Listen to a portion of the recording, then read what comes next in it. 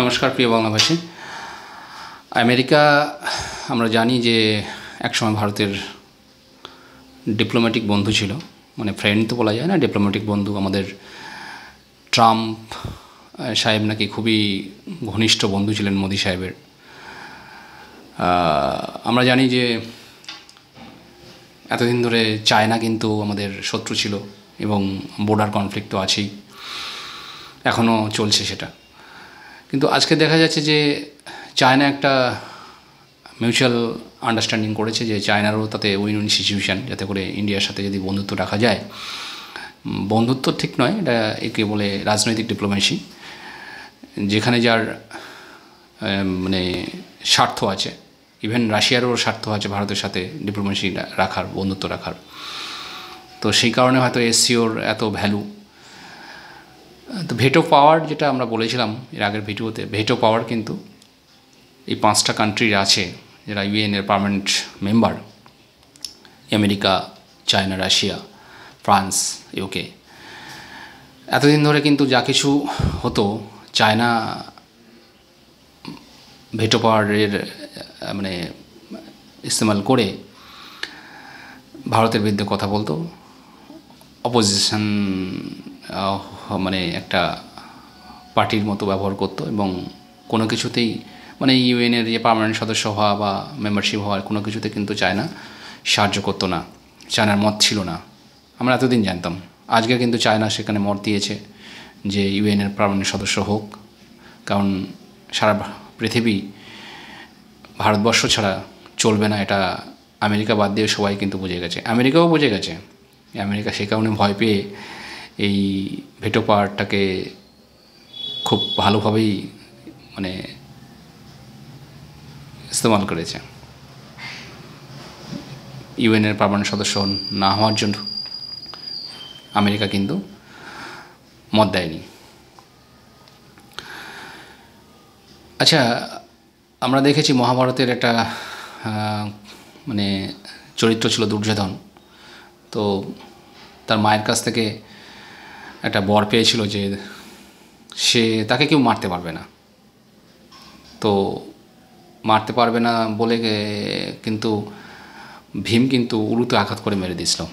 তাই এই যে উরুতে আঘাত করা, এই উরুতে আঘাত করার ব্যাপারটা ভীম কী করে জানলো? কৃষ্ণই বলেছে। তো আমেরিকারও কিন্তু এরকম একটা উরু আছে। আমেরিকা যতই শক্তিধর দেশ হোক, আমেরিকার উরু হচ্ছে ডলার। আমরা ইদানিং দেখছি যে ডলার নিয়ে অনেক চিন্তিত। ডলারের আজকের আমাদের টাকার অঙ্কে 80-90 যাই হোক না কেন, আশা করছি 2030-এর পরে কিন্তু এটা একে একে পৌঁছাবে, কারণ ডলার কিন্তু উইক হবে। এবং আমেরিকার এই দুর্যোধনের উরু কিন্তু এই ডলার। আমাদের ব্রিক্স কারেন্সি তৈরির ব্যাপারে অনেকটাই এগিয়ে আছে, এবং রুপিতে যদি আমরা সারা পৃথিবীতে লেনদেন করি, এমন আমরা দেখছি যে রাশিয়ার সাথে করছি, বিভিন্ন দেশের সাথে আমরা এটা করছি। তো রুপি কিন্তু অনেক শক্ত হবে, অনেক মজবুত হবে। সেক্ষেত্রে ডলার কমজোর পড়বে। সারা পৃথিবীতে যদি ডলারকে ব্যবহার না করে আমরা যদি যে যার দেশের কারেন্সিকে ব্যবহার করি, তাহলে ডলার কিন্তু ওই দুর্যোধনের উরুর মতো আস্তে আস্তে আস্তে আস্তে দুর্বল হবে। এবং আমেরিকার ব্যাকবোন কিন্তু ইকোনমিকে যদি আমরা স্তব্ধ করে দিতে পারি, আমেরিকাও কিন্তু ইউএসএসআর মতো ভাঙবে। যেমন 1990 সালে ইউএসএসআর ভেঙেছিল, তার জন্য আমেরিকাই দায়ী ছিল। কোল্ড ওয়ার আমরা জানি। তো সেটা ইউএসেরও এই চরম পরিণতি বেশি দিন নয়, আগামী 5-7 বছরের মধ্যে আসবে। সেই জন্য আমেরিকা কিন্তু ভয় পেয়েছে ভারতকে। ভয় পেয়ে কী করছে? আচ্ছা, আমরা তার আগে বলি, আমেরিকা দেখবেন বিভিন্ন দেশের সাথে, মানে পৃথিবীর নেই করে 50-60টা দেশের সাথে কিন্তু যুদ্ধে জড়িয়ে আছে। ওদের আভ্যন্তরীণ ব্যাপারে সবসময়ের জন্য হস্তক্ষেপ করে। এই যেমন বাংলাদেশে মিলিটারি পাঠিয়ে বাংলাদেশের সয়েল দখল করে রেখেছে। পাকিস্তান তো মামাবাড়ি করে রেখে দিয়েছে। তো পাকিস্তানের ব্যাপারে আমরা আর তেমন কিছু আলোচনা করতে চাই না, কারণ ওরা তো দেউলিয়া, ওরা কুত্তার লেজের মতো যে যেরকম খাবার দেবে সেখানে। কাল চায়না ছিল, আজ ইউএসএ। তো চায়না সেই কারণে বোধহয় ইন্ডিয়ার দিকে ঝুঁকেছে, এই কারণে এত বড় একটা প্রজেক্ট ইপ্যাক যেটা আছে, বা এত বড় একটা মানে চায়না ইকোনমিক করিডোর, সেই করিডোরটা স্তব্ধ হয়ে গেছে। সেখানে বালুচিস্তান লিবারেশনের একটা মুভমেন্ট আছে। বালুচিস্তান বরাবরই পাকিস্তানের সাথে সংঘাতে আছে। তো এইরকম আমরা দেখছি যে ইন্ডিয়াতেও কিন্তু রিসেন্টলি আমরা দেখছি আই লাভ মোহাম্মদ। তো আমরা ভারতীয় মুসলিম ভাইদের বলবো যে পাকিস্তান বা বাংলাদেশ বা এই যে রিসেন্টলি ঘটে যাওয়া সিরিয়া, বিভিন্ন মুসলিম কান্ট্রির মুসলমান ভাইদের একটু দেখুক তারা কত ভালো আছে, আর আমরা ভারতবাসী হিসাবে মুসলমান ভাইরা কত ভালো আছি। তো এইসব কেন হচ্ছে? শুধু এই আই লাভ মোহাম্মদের যে হাঙ্গামা বা এই যে জলস, আমরা দেখলাম সোনম বাংচুর একটা প্রোটেক্ট, আমরা রিসেন্টলি দেখেছি মণিপুরের প্রোটেক্ট, আমরা কৃষক আন্দোলন দেখলাম। বিভিন্নভাবে আমাদের ইন্টারনালি কিন্তু এটা আনস্টেবল করার চেষ্টা করছে। তো অবশ্যই এটা সিআইএ করছে, এটাকে আমাদেরকে ভাবতে হবে। এই আমরা একটু সহজ ভাষায় বলি, যেমন আমরা আমাদের দেশে যা কিছু হয়েছে, মণিপুরের আন্দোলন, কৃষক আন্দোলন, সোনম বাংচুর আন্দোলন, যা কিছু হয়েছে তার একটা কিন্তু প্রকৃত গ্রাউন্ড আছে। আমি বলছি না যে এই আন্দোলনটা ফান্ডিং করে বা বিদেশি শক্তি দ্বারা হচ্ছে। হ্যাঁ, এটা মানে ফাউন্ডেশন আছে, তাদের সবারই একটা মানে রাগ আছে যে আমাদেরকে বঞ্চিত করা হয়েছে। আমরা সাধারণ পাবলিক কিন্তু যুদ্ধে জড়াতে চাই না, রক্তপাত চাই না, কিন্তু এই যে ছোট ছোট যে একটা আন্দোলন, এই আন্দোলনটাকে বৃহত্তর আকারে আন্দোলন করার চেষ্টা করাচ্ছে কে? অবশ্যই বিদেশি ফান্ডিং, অবশ্যই সিআইএ। এমন নয় তো যে আমরা দেখছি, হয়তো দেখা গেল যে পার্লামেন্টে সিআইএ ঢুকে গেছে, কোনো এমপি হয়তো দেখা গেল যে সিআইএ এজেন্ট, হতেই পারে। কারণ ইন্ডিয়া যেভাবে পরাশক্তি হচ্ছে, ইন্ডিয়া যেভাবে সারা পৃথিবীকে ইকোনমিকভাবে এবং সারা পৃথিবীকে বন্ধুত্বতার হাত দিয়ে কন্ট্রোল করার চেষ্টা করছে, এতে আমেরিকা সত্যিই ভয় পেয়েছে। ডলার কিন্তু আস্তে আস্তে ডলারের ভ্যালু কিন্তু কমবে, এবং সেটা হচ্ছে বলে আমেরিকা আজকের যে ভারতের পেছনে লেগে যাওয়া, ট্রাম্প কিন্তু 2019 সালের থেকে যখন কোভিডের সময় কিন্তু ভীষণভাবে মোদির সাপোর্টে ছিল, ভীষণভাবে মোদিকে বন্ধুভাবে বলেছিল এবং চায়নার বিপক্ষে ছিল। কিন্তু আজকের কিন্তু চায়নাকে নিয়ে কিন্তু করতে পারছে না কিছু। যা করছে আমেরিকা কিন্তু যা করছে ভারতকে নিয়েই করছে, কারণ ভারত কিন্তু আস্তে আস্তে পরাশক্তিতে রূপান্তরিত হচ্ছে। আমাদের যে বিদেশমন্ত্রী মাননীয় শ্রী জয়শঙ্কর স্যার, ওনার যে একটা মানে স্পিচ, উনি যেগুলো বলেন, শুধু তাই নয়, স্বরাষ্ট্রমন্ত্রী যেগুলো বলেন, আমাদের মাননীয় নরেন্দ্র মোদী প্রধানমন্ত্রী যেগুলো বলেন, বিভিন্ন ধরনের নীতিন গডকরি যেগুলো বলেন, আমরা যদি আঞ্চলিক ভাষায় প্রত্যেকটা স্টেটে আমরা যদি সেগুলোকে প্রচার করতে পারি, আমরা যারা সাধারণ পাবলিক, আমরা যারা রুরালে থাকি, গ্রামের মানুষ, তারা যদি বুঝতে পারি যে আমাদের ইকোনমিক কন্ডিশন বা আমাদের দেশের কন্ডিশন কীভাবে গ্রো হচ্ছে বা আমরা কী করতে চাইছি, তো এই আন্দোলনগুলো কিন্তু, এই ছোটো আন্দোলন যেটা 10 জনের মধ্যে যে একটা রাগ পুষে থাকা, সেই রাগ মানে সেটাকে যে বৃহত্তর আকারে দেওয়া, সেগুলো কিন্তু হবে না। কারণ আমরা সাধারণ পাবলিক একটু আগেই বললাম, রক্তপাত চাই না, আমরা সাধারণ পাবলিক যুদ্ধ চাই না, আমরা দুটো খেয়ে পড়ে বাঁচতে চাই। এবং দেশের অগ্রগতি হচ্ছে মানে মোটিভেশন যে আমরা পাচ্ছি যে হ্যাঁ আমরা দেশকে ভালোবাসবো, তাহলে কিন্তু আমরা এই ছোটো যে আন্দোলনগুলো এই বৃহত্তর আকারে দেখতে পাবো না। আমরা যখন দেখি যে একটা মানে সবজি বাজার করতে যাই, যখন আমরা দেখি যে একটা থলে নিয়ে যখন সবজি বাজার করতে যাই, বাজারে গিয়ে আমরা কিন্তু সঙ্গে সঙ্গেই আমরা কিন্তু একটা মাছ কিনে ফেলি না বা সবজি কিনে ফেলি না। আমরা 4-5টা দোকান ঘুরি, সেখানে দেখি যে কোনটার কোয়ালিটি ভালো এবং বেস্ট কোয়ালিটি অথচ দাম কম।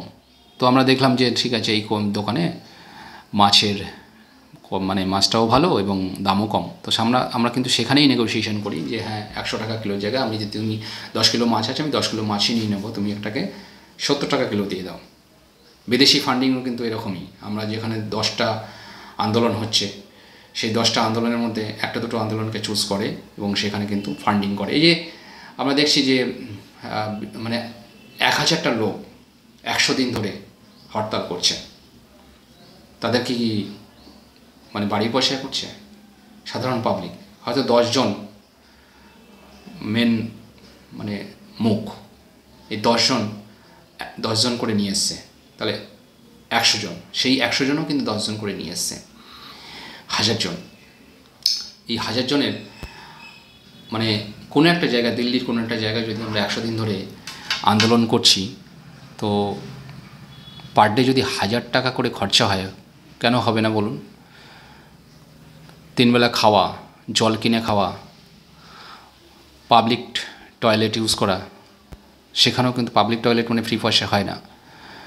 অসুখ বিসুখ, বিভিন্ন ধরনের মানে সাউন্ড সিস্টেম, তো পার ডে কিন্তু কম করে 1000 টাকা খরচা হয়। তাহলে 1000 ইন্টু 1000 লোক ইন্টু 100, কত টাকা ভাবুন। এবং এই যে সাধারণ পাবলিকগুলো বাড়ি ছেড়ে এসেছে, তাদেরকে বাড়িতেও কিন্তু পয়সা দেওয়ানো হয়। তো নেই করে 3-4 কোটি 5 কোটি টাকা খরচা হয় একটা আন্দোলনের জন্য। 5 কোটি টাকা কোথা থেকে আসে? এই 5 কোটি টাকা ফান্ডিং হয়। তো ওই জন্য বিদেশি শক্তি যারা সিআইএ আছে, বিদেশি শক্তি কিন্তু এরকম 1-2 আন্দোলনকে চুজ করে এবং সেটাকে বৃহত্তর আকারে আমরা কিন্তু দেখি যে একটা বৃহত্তর আকার নিয়েছে। এটাকে কিছু নয়, আনস্টেবল করার জন্য, সরকারকে রাজনৈতিকভাবে আনস্টেবল করার জন্য, ইকোনমিকভাবে আনস্টেবল করার জন্য।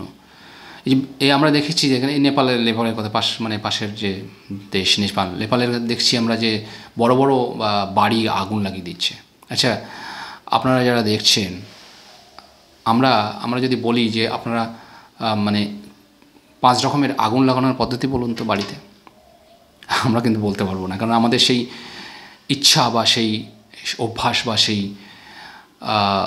মানে আলোচনার মধ্যে আমরা থাকি না কোনো দিনও। তাহলে ওরা ফ্র্যাকশন সেকেন্ডে আগুন লাগিয়ে দিচ্ছে বড় বড় বাড়িতে, গাড়িতে, বিভিন্ন ধরনের পাবলিক মানে সরকারি প্রপার্টিতে। এগুলো সব ট্রেন্ড।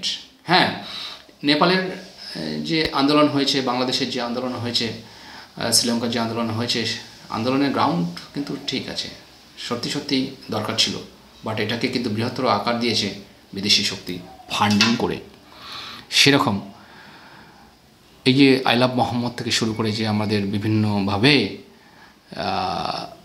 রাজনৈতিক আনস্টেবল করার চেষ্টা করা হচ্ছে, শুধু আমরা ভারতবাসী, আমরা ভারতবর্ষ আনস্টেবল হব না, আমাদের ভারতের সাথে যত অ্যালাইন্ট আছে, রাশিয়া, বিভিন্ন ধরনের যে অ্যালাইন্ট আছে, এশীয়, ব্রিক্স বা বিআরআই, সবাই কিন্তু আনস্টেবল হবে। ভারত আজ স্টেবল আছে, তাই বিভিন্ন মানে বড় বড় শক্তিধর দেশ, রাশিয়া বলুন, চায়না বলুন, ভারতের সাথে আছে। ভারত যদি আনস্টেবল থাকে, ভারতের সাথে কিন্তু থাকবে না, কারণ তারা দেখছে যে তাদের কোনো লাভ নেই ভারতের সাথে থেকে। তো আমরা সাধারণ পাবলিক, আমাদেরকে বুঝতে হবে, আমাদের জানতে হবে, আমাদের অনেক বেশি মানে পড়াশোনার মধ্যে থাকতে হবে, অ্যাওয়ারনেস প্রোগ্রাম করতে হবে। আমরা যারা শিক্ষিত, আমরা 5টা মানুষকে যদি বোঝাই, তো এই আনস্টেবল কন্ডিশন এবং আঞ্চলিক যে দলগুলো আছে, আঞ্চলিক বা স্টেটের যে সরকার আছে, তো যতই তারা মানে সেন্ট্রালের বিরুদ্ধে কথা বলুক না কেন, সেন্ট্রালের বিরুদ্ধে তা যাক না কেন, আমাদেরকেও কিন্তু বুঝতে হবে আমরা আলটিমেট ভারতবাসী। তো ভারতকে কীভাবে ভালো রাখা যায়, সেটা কিন্তু আমি বেশি বলবো না, পাশাপাশি দেশ বাংলাদেশকে দেখেই আমাদের শিখতে হবে। বাংলাদেশ কিন্তু যদি আগামী 5 বছর, এই 5 মাসের মধ্যে যদি ইলেকশন না করে, যদি নিজস্ব সরকার না আসে, আরেকটা সিরিয়া হতে চলেছে। কারণ অলরেডি কিন্তু ঘাঁটি বসেছে আমেরিকা। তো বাংলাদেশের সাধারণ পাবলিককে কিন্তু এটা বুঝতে হবে। এই বাংলাদেশের এখন যে সরকার চলছে, কটা ইয়াং ছেলে, কলেজ পড়ুয়া ছেলে, তারা কিন্তু ভারতের বিরুদ্ধে কথা বলছে। কিন্তু আমি চাই না ভারতকেও বাংলাদেশে বন্ধু বানাতে হবে না, কাউকে বন্ধু বানাতে হবে না, কিন্তু বাংলাদেশকে নিজস্ব রাজনৈতিকভাবে স্টেবল হতে হবে, সরকার গঠন করতে হবে। এবং যতক্ষণ না এটা হবে, কিন্তু আরেকটা সিরিয়া হতে বেশি দিন লাগবে না। এটা আমি বাংলায় বলছি, বাংলাদেশের মানুষটা এটা শুনছে এবং হয়তো বুঝতে পারবে যে আমি ঠিক বলছি কি ভুল বলছি। আমরা যারা ভারতবাসী, আমাদেরকেও এই ছোটো ছোটো যে প্রোটেকশন, ছোটো ছোটো যে আন্দোলনগুলো হয়, এই আন্দোলনগুলো যাতে বৃহত্তর না হয়, আমরা যাতে সরকারি কোনো প্রপার্টি, যাতে এই বড় বড় বাড়ি ঘর গাড়ি থেকে শুরু করে যাতে আমরা এগুলো নষ্ট না করি, তার দিকে নজর দিতে হবে। আর আমেরিকায় যে পেছনে লাগায়, আমেরিকা নিশ্চয়ই ভয় পেয়েছে। তো আমরা চাইবো যে ডলারের পতন হোক এবং একটা দিন রুপি ইকুয়াল টু ডলার হোক, বা দেখব যে এখন 80 টাকা রুপি পার ডলার, সেটা 80 টাকা ডলার পার রুপি হোক। এটা আমরা চাইবো। এবং তার জন্য গভর্নমেন্ট যা করছে, বিদেশমন্ত্রী জয়শঙ্কর যা করছে, ডিপ্লোমেসি আরও বাড়াবে এবং অবশ্যই সারা পৃথিবীকে আমরা কন্ট্রোল করব, এই চিন্তাভাবনা, এই আগ্রাসী মনোভাব নিয়ে আমরা এগোবো। নমস্কার।